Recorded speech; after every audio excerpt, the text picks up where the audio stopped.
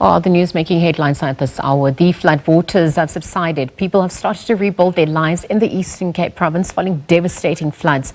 But some are yet to return to the scene of the devastation in Mthatha West, where hundreds of people were displaced by the floods.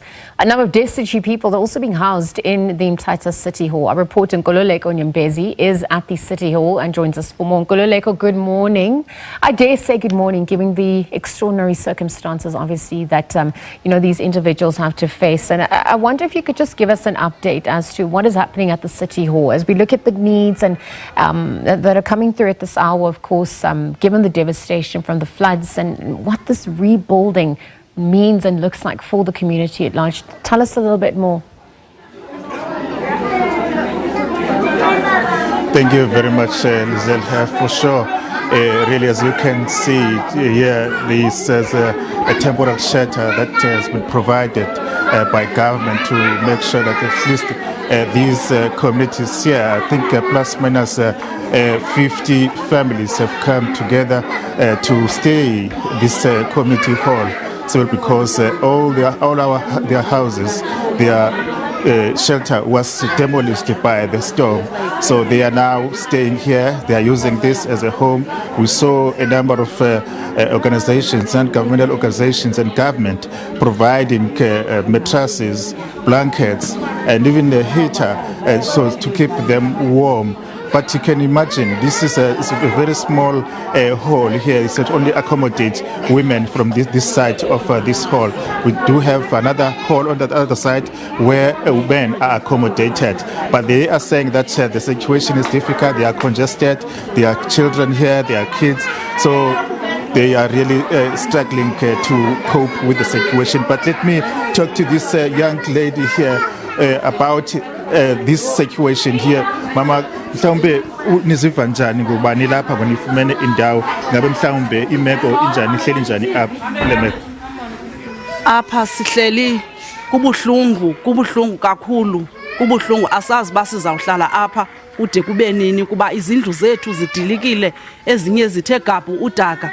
Inhliziyo zethu zibuhlungu, abantwana bethu bayalila bothukelana baphupha kakubi, nabanye abazali bayakhala kubuhlungu kakhulu. Ebusuku sithandaza apha asilali. Eyona nto besicela mongameli into bana lento uzasikhuphela yona uyilandelele, into bana zifumanekile na ezi zinto, sizifumene na ezi zinto ubuthetha ngazo, uzame ulandela nabasebenzi bakho into kubana sizawubheka phi ngoku, ithini into ngoku, sizawuthini, sixakiwe kuba ngaba asizazi ba sizawubheka phi ngoku. Yeah, as you can see that really she is devastated about the situation, saying that all of them, they left their homes simply because the rooms were damaged, they were flooded, they are muddy.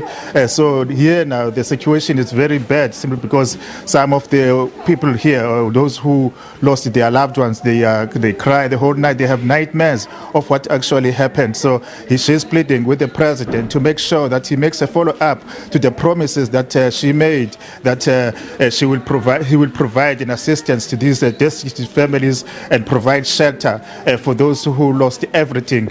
As you can see, that it's very. You can see by looking at their faces that they are still shocked about what actually happened.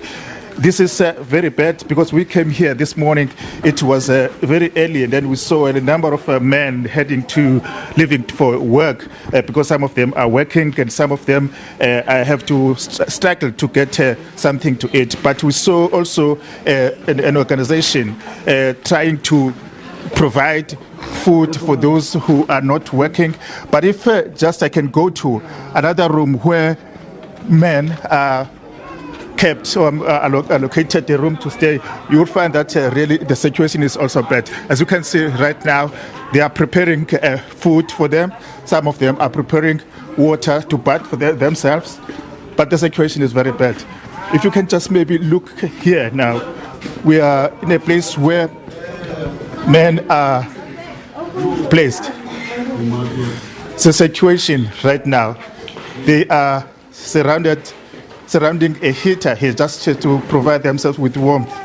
But let me talk to this man here because he promised that he could talk to us. Hey, msasazi wami kubi kakhulu apha indlela esiziva ngayo indaba into yokuqala apha njengoba kukho abantu abatya amayeza iipilisi zabo asikatyi kwakhona njengoba sebethile no-8. Okwesibini apha sigodola njengoba ubona sidibene kwamantshontsho enkukhu nje apha kule hithi inye sigodola nyhani apha emiqolo ingathi kukho into ezehlayo amanzi ehlayo apha emiqolo.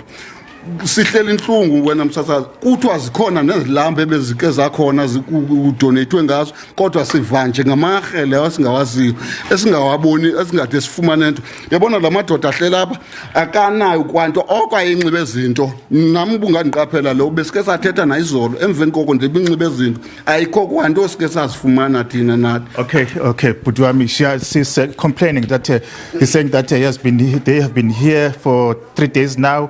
They have absolutely no clothing, nothing, and it's now almost 8:30 or so.